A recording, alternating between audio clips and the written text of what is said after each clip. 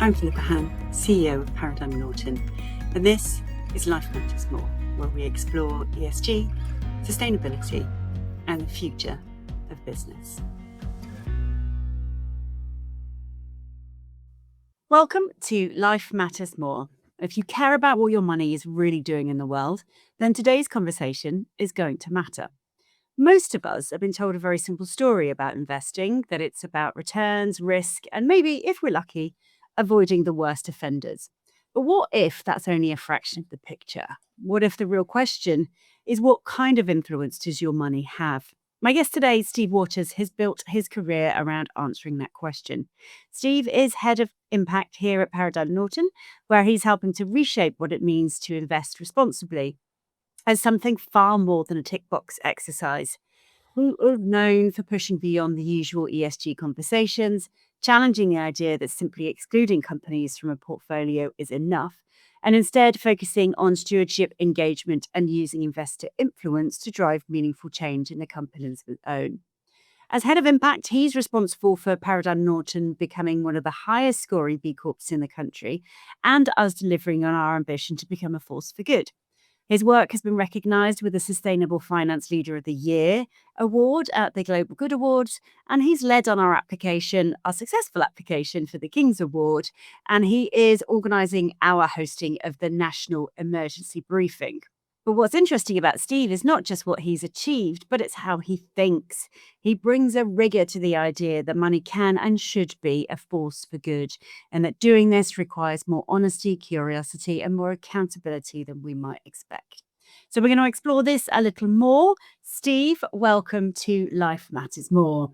Thanks, Philippa. It's great to be here with you. It's that's very kind, some of the things you said. I'll maybe get you to say some of them more often when you're introducing me. It's all sound all right, doesn't it?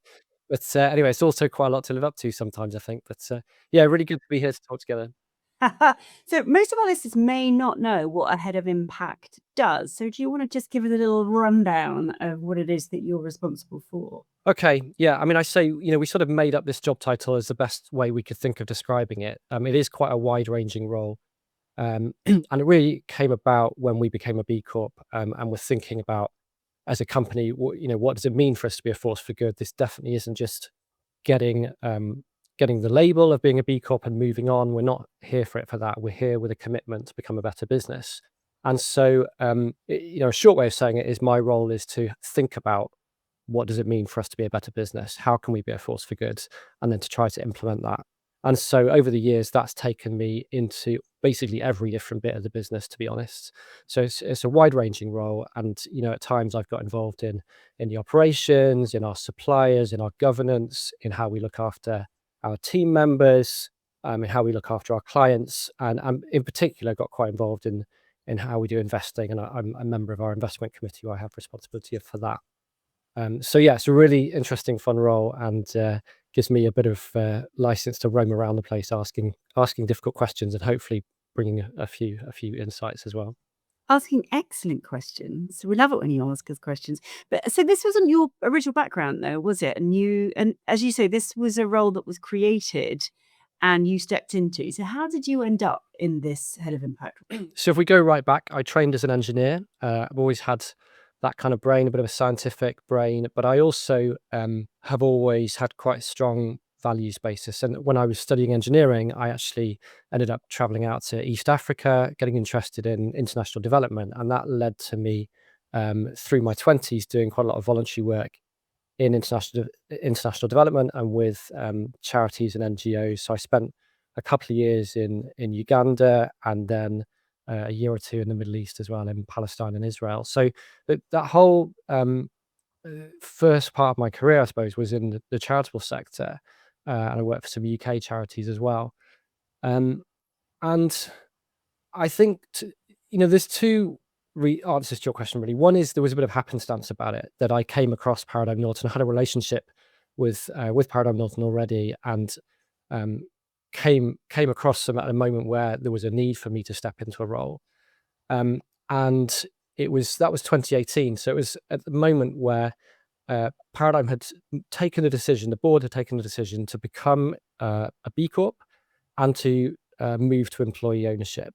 But neither of those things had happened yet. they were going to be enacted in 2019, and that caught my attention because I thought, wow, isn't that interesting? I wonder what might be possible with such a fundamental shift and sort of rewiring of the DNA of a business, where you're changing the ownership structure and really hardwiring in these values and aspirations of being a B Corp. I wonder where that could take us. And so that caught my interest, but it also married up with something I'd been thinking about as I'd been doing other bits of work related to the environment and climate change, um, through charities, and thinking we've got to get business to change, and not just business, but actually, if we look at the way the system works, finance is so key. It's such an enabler or disabler of things. And so, can we, or how can we get the financial system to change, which is an extremely audacious question and task to try to take on. So, I think for me, joining Paradigm Norton was finding a company with the right kind of values, where they had similar aspirations to me to ask some of those big questions and weren't afraid of asking big questions. And I suppose it was me, coming and bringing my teaspoon of positive change to throw into the lake or the ocean of what I thought needed to be done, and still needs to be done actually, within the financial system and the wider capitalist system, if we're going to walk the path towards a future that you and I want to live in, and our children and grandchildren want to live in as well. Yeah. So how hard was it taking a I mean, this I've always described Paradigm Norton as quite a brave firm, and I think they were quite brave in, it was what, B Corp number 128, was it, in the UK? Something like that. I think it was certainly the first 250. Not one of the real pioneers who I think were maybe back in 2014, that kind of time, but it was certainly ahead of the curve, and one of the very first financial companies in the UK, I think, to become a B Corp. So how hard was it to take the firm through that B Corp application? Because I know we're going through the recertification again this year, aren't we? And it's slightly different, but you were responsible for getting the firm through that first application. Yeah, so for people who don't know, as a B Corp, you commit to do several things, but the first is to be checked out. So you go through an assessment or a certification process, um, and that's a bit like an audit in some ways. I mean, I love Jamie Oliver's quote on this. He says it's far worse than HMRC getting involved. He said the B Corp team, when they come to check you out, they really get in your underwear drawer and have a good old root around to see what they can find.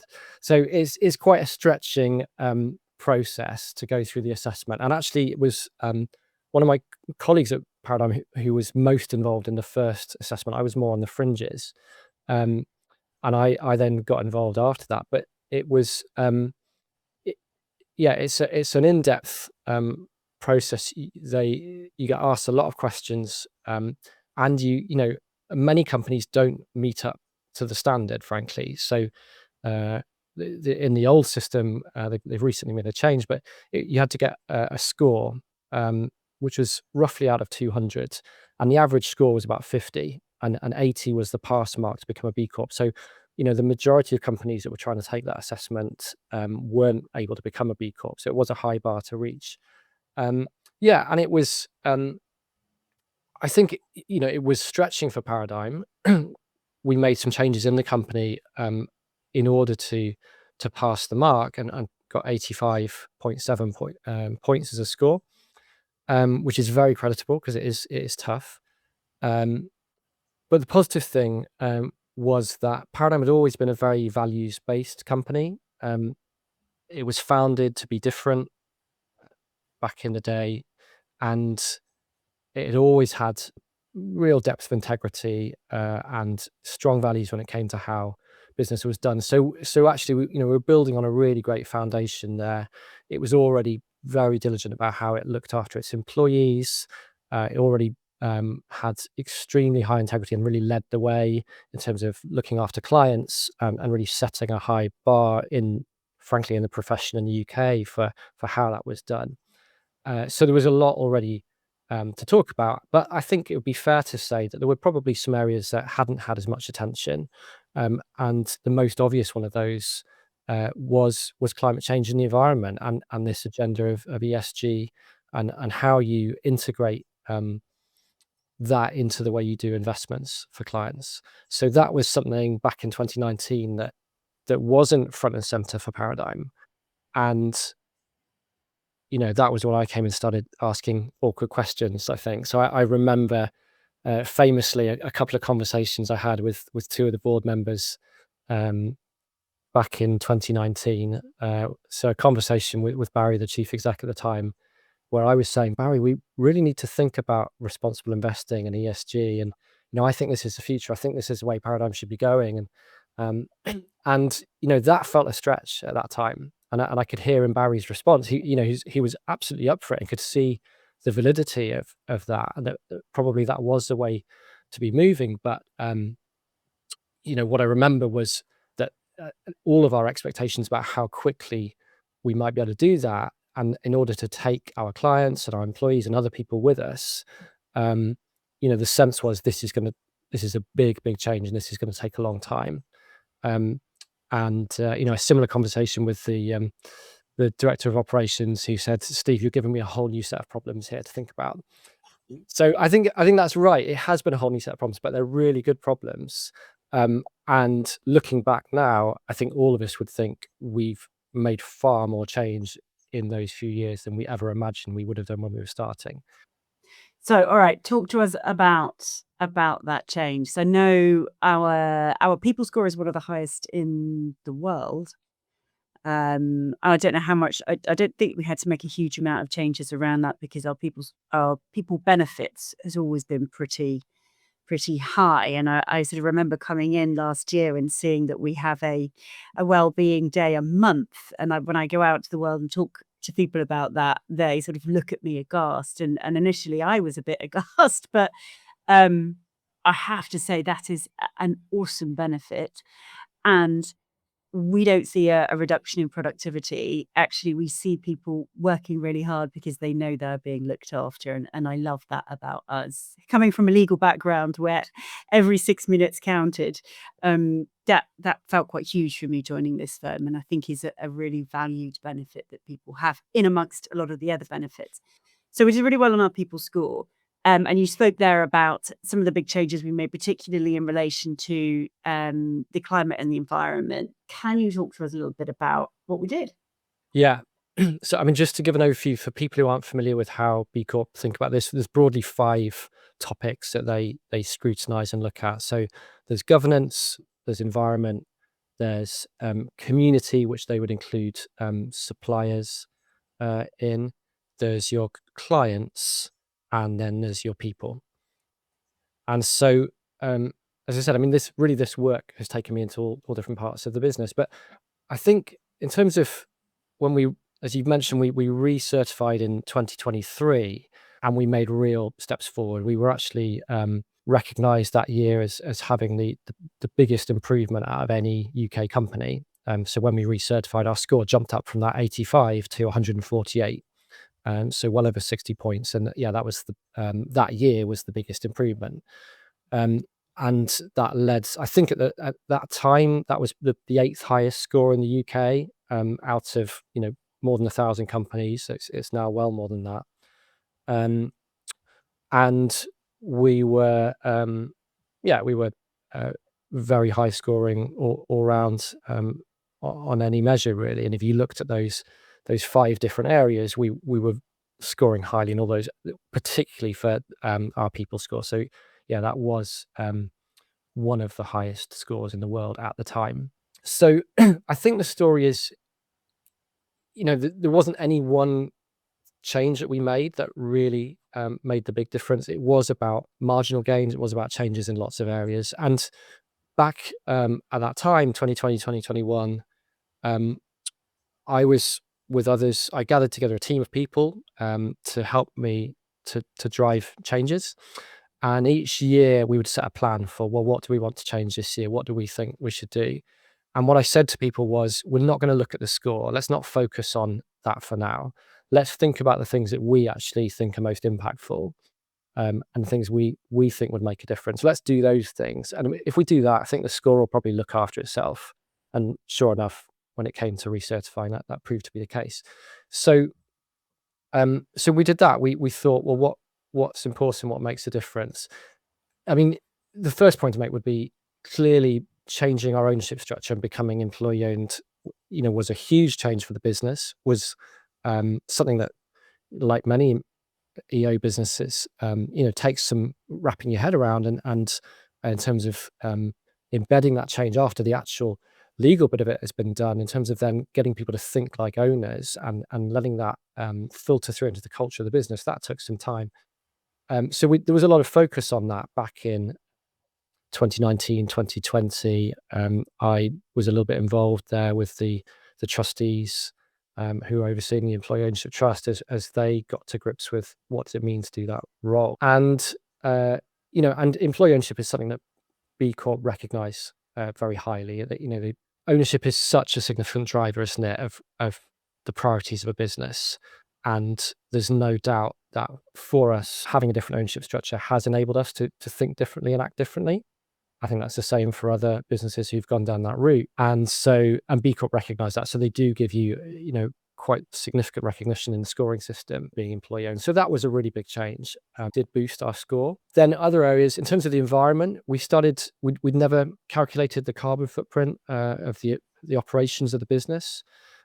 So we started trying to estimate that, looking at where we spent money, looking at our utilities, looking at our commuting and our business travel, and really getting a sense of, well, what are the most impactful things here? What are the things we're doing that have the biggest impact? And then how can we change those? So we started changing energy suppliers and monitoring how we used our energy, and thinking about how we did our travel, and actually looking at where we spent money as well. So many emissions are locked up in what's called scope 3 emissions as a result of spending money in the operations of your business. So that was a big starting point. But then the obvious question for us was, well, okay, we've got an estimate of our carbon emissions for running our business, but what do we do? Well, we advise clients and we advise them about their investments. And so this is, a really big thing. This is the core of what we do. And the carbon emissions associated with our advice and those investments, if we try to estimate what those are, and I remember doing a back of an envelope calculation of that, it was clear that they just absolutely dwarfed the emissions of our day-to-day operations and running an office and running a business. By far, the most significant thing we do is the advice we give about money and investments. So that was the start then, of that conversation of, okay, what does this mean, and how do we factor in climate, but also social responsibility into the way that we do investing? So that was, I'll talk maybe more in a second about that, because it's a big journey in itself, but that was and is very significant, and probably remains the single biggest change that we've made, and the thing that has been recognised by B Corp and by some of the other awards we've had as well. Yeah, so this year, hugely proud, we won the King's Award for Sustainable Development, and you won the Global Good Award Sustainable Leader of the Year. What went into that? Why did you win it? Talk to us about the work that you've done there, which is probably a good segue into what you were sort of alluding to there in relation to our portfolios. Yeah. Yeah, I mean, I think it's wonderful, isn't it, to have the recognition of those awards, and pretty humbling actually when I think about some of the other people and organisations who were nominated for some of those awards. There were some really impressive people at the Global Good Awards ceremony, and I'm sure as well with the King's Award. So we're really proud of that, and still, there's a bit of a pinch me thing about it sometimes, thinking, really, do we really deserve these things? But yeah, very proud. I think both of those, it really was the story of the change that we've made over probably the last 5 or so years. And central to that has been the way that we've changed doing investments for clients and doing investing. So I got very involved in our investment committee. I don't know exactly when, but it might have been somewhere around 2021. And we responsible investing was something we would have done for clients if they'd asked us in the past, but it wasn't something where Paradigm had an off-the-shelf option for clients to choose it. And probably it wasn't something where we'd really gone out to all of our clients and asked them for their preferences and said, well, what do you want? What do you care about? And so that was the starting point, was to provide a really credible option that would stand up against how we'd invested in the past, and would stay true to all of our beliefs and our investment philosophy. We didn't want to deviate from that. We didn't want to compromise. I mean, these are people's hard-earned savings, and it's their retirement we're talking about. So it absolutely had to be something that would work financially for people. But we didn't think there was any reason that you couldn't do well in terms of financial returns and also try to be responsible in the way you did that. And that's what we set about looking at and challenging ourselves to solve. So we designed an investment portfolio that we called our responsible portfolio, PNR. And the mandate of that was to try and match the same returns that we had from traditional investing, but to do it in a more responsible way.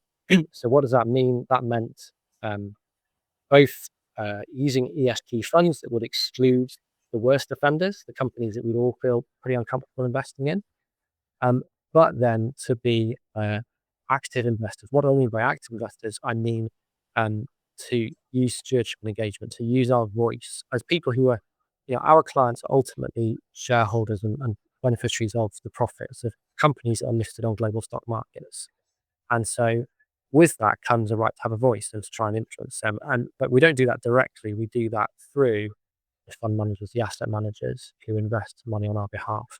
So we started taking a really hard look at those asset managers and what they were doing to hold these companies to account, how they were voting at AGMs, what questions they were asking management, and what they were prioritizing in those conversations. And then building a portfolio where we had belief that actually um, the money of our clients was going to be looked after well, but it was when people voted or asked questions of management, we really felt they were going to be representing our values and views and those of our clients, and asking the kind of questions that we might expect them to ask.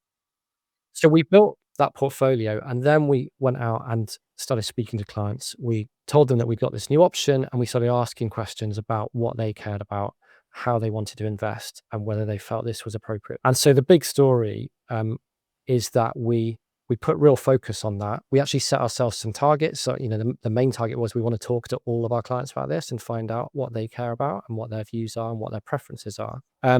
But we also have an aspiration that this becomes really a significant part of how we do things. Obviously, it's clients' choices in the end. We're just advising. But to our mind, we felt, actually, we don't think there's any real compromise with this. We think this is going to perform just as well. We don't see any reason over the long term that this should underperform or overperform compared to traditional investing. And if you can do that and be responsible, why wouldn't you? And particularly for us as a B Corp company who've said we want to be a force for good, why wouldn't we do that? And that led to us taking the decision to make this responsible portfolio our default for new clients who came to us. Just thinking we don't really want to offer another option if we can offer this and we think it's just as good for clients and actually is being responsible as well. So that's what we started doing. When you went out to our clients and said, "Look, we've got this. Do you care?" What was their response? Yeah, I mean, to be honest, I'm not an advisor, so I wasn't having those conversations. I was hearing the feedback from my colleagues who were. So you might be better asking them. But I think it'd be fair to say, obviously a real range of reactions. I think for some people, great. This is what I was waiting for. It wasn't a big decision at all because it just chimed with how they felt and what they wanted to do. I think for some, they might pretty quickly felt that just wasn't for them. But then quite a lot of clients where it was a conversation, it was some education. They wanted to ask those questions about, well, can you explain a bit more about how this works? What does it mean in practice? How is it going to perform? Am I still going to be okay in terms of my retirement or my financial needs? And so we needed to do that work in order to have that conversation with people. But what we found was that, sure enough, true to what some of the national surveys would suggest, that the vast majority of people want to do some good when they do investing. And there's the national survey from the FCA suggests around 80% of people would say that. And that's largely been borne out in what we found. So when we were able to say to clients, look, we really don't think there has to be a compromise here with doing this, we've found over the last 4 or 5 years that more than the vast majority now of clients have chosen that. So we're up to the point where more than 60%, close to 65% of our clients, I think now, have chosen to invest in that way. That's become the primary thing that we do. It's our default portfolio, and um, so that's a great change. And I think it shows the truth in the fact that people are willing to do that if there's a credible option. Yeah, I'm super proud of what you've done there and what the team's done. I think is an incredible achievement. But as you say, you and I often talk about, are we really making a difference? Is this having an impact? What more can we do whilst keeping our clients safe? So I know you've got a really rigorous framework for assessing our fund managers, because the whole point of stewardship and engagement is that we're asking hard questions and that we're driving as much change as we possibly can through that avenue. So talk to us about your assessment. What are you looking for? What are you pleased with? What are you not pleased with? Yeah. Okay. So I mentioned that the key thing we think is questioning what are asset managers doing to represent the views of our clients, and are they doing the things that we would hope and expect? So we, as you say, developed a framework for trying to set out, well, what do we think good practice would look like? What are we looking for from these asset managers? Um, and we probably need a whole podcast to go through that and have a conversation. But if I try to just quickly skim through some of it, there's first of all just looking at how they run their business and how much resource they're putting into this. Have they got people they're employing who are experts in this area, in ESG, in stewardship and engagement? What's the expertise and qualifications of the team of people who do that, and how does that team fit in with the rest of the company, and particularly with the investment teams who are making decisions about which investments to choose? We'd also look at the characteristics of a fund. So all funds are different. They have different criteria for how they choose which companies to invest in. And so an ESG funds or responsible funds would have some ways of filtering out the bad guys, or in some cases, leaning in towards some of those companies that are seen to be leaders, perhaps those that have got lower carbon emissions, or those who, in other ways, are sort of leading the way. And so we wanted to understand, well, what's the methodology that the fund managers are using to do that. As I said, at the same time, for us, sticking quite close to our investment philosophy, which is we do broad market investing. You've got to talk yourself out of investing in the broad market. And so we weren't looking for this portfolio for funds that were very narrow and only just invested in a few companies, in the real leaders. We were still willing to invest in a wide range of companies. And why was that? Well, that's partly because we need to take everyone on this transition. You and I could choose to not invest in the worst companies, or maybe not invest in the vast majority of companies, just invest in the really good ones. But the question we have to ask is, well, if you did that and I did that, and if the whole UK population did that, would anything change? And our conclusion when we looked at the academic research was there's no compelling case to show that excluding companies from investment portfolios is going to result in positive change. It's marginal, really, as to whether that's affecting the cost of capital for those companies. There's really not clear, compelling evidence to show that that's going to deliver change.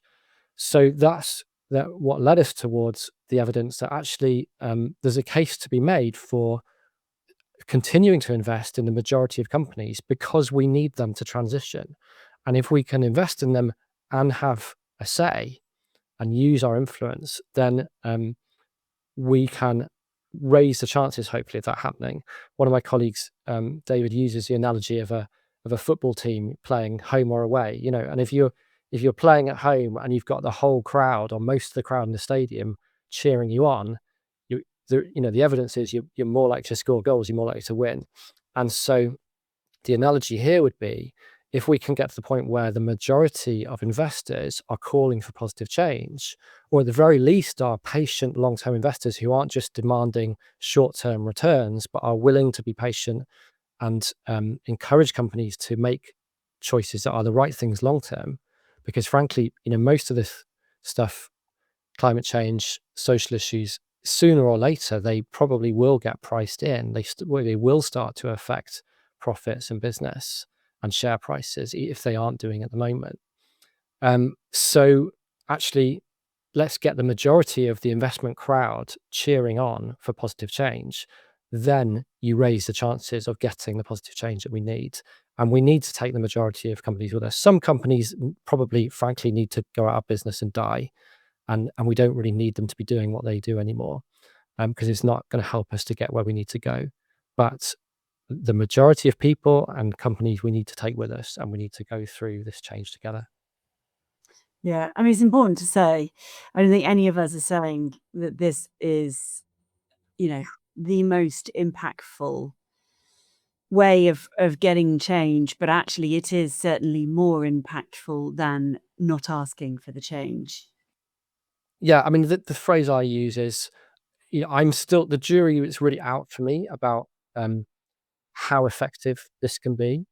Um, I, I mean, it's great hearing some other guests talk. We had Amelia speaking on the podcast from LNG, and it's really good to hear them talking about the way they use stewardship, and you can see there the positive work that's being done and the change that is happening.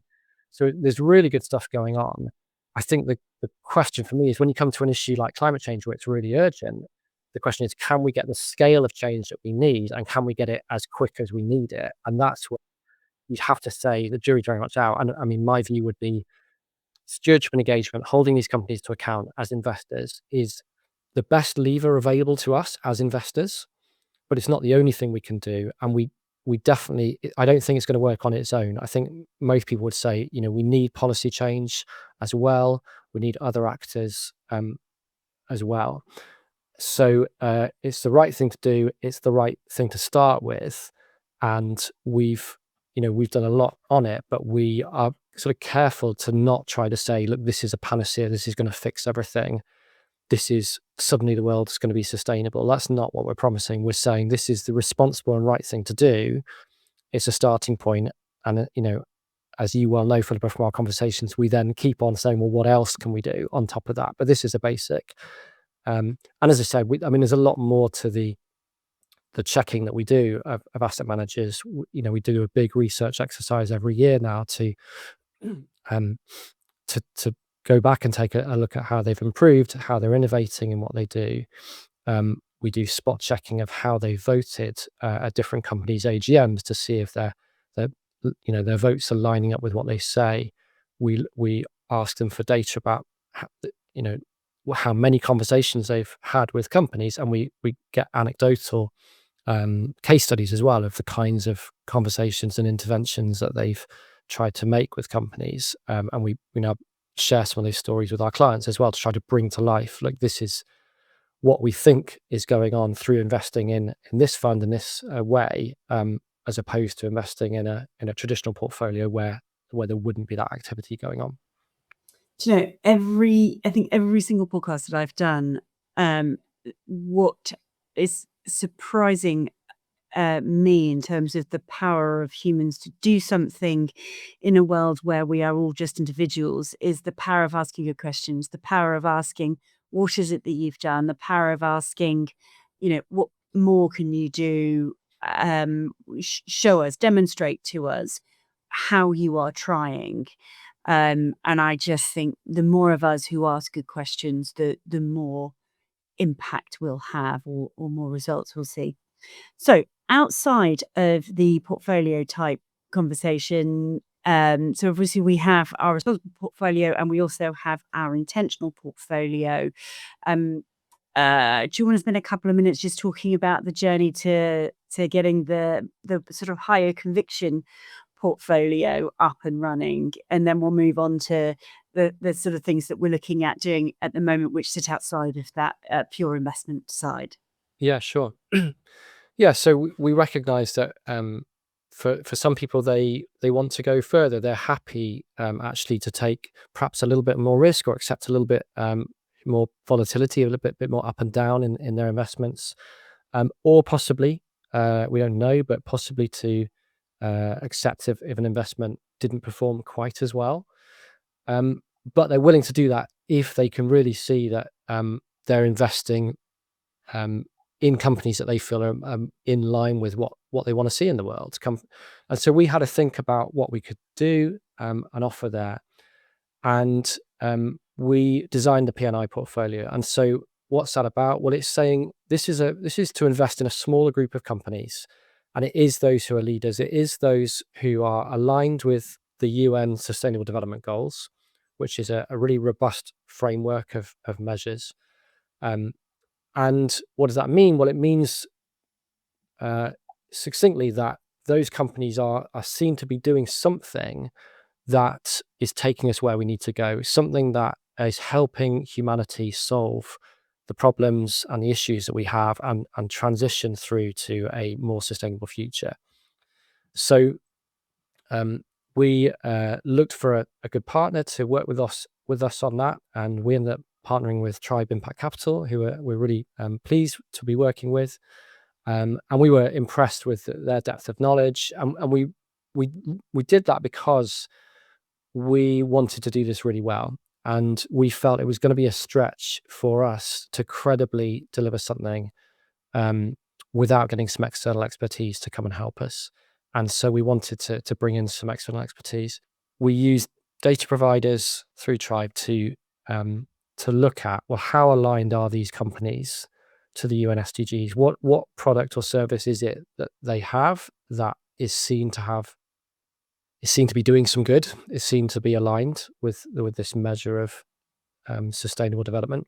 And can it be quantified? And how much of their revenue is that? Is that a big part of what they do or a small part? And all of that data is then used to arrive at a graph and a percentage to say, well, this is a set of companies here that are really well aligned with where we want to go. So that's what we've offered. It's proven, it's not for everyone, but it's a really great option for people who want to go a little bit further, who perhaps might not feel totally at ease with still investing their money in that really broad range of companies. They want to give a signal and say, look, I'm putting my money where I believe and putting my money towards where I want in the future to go. So we're really pleased to have seen clients investing in that way, or for some clients just dipping their toe in and putting a small proportion of their portfolio into P&I and keeping the remainder or the majority in our responsible portfolio.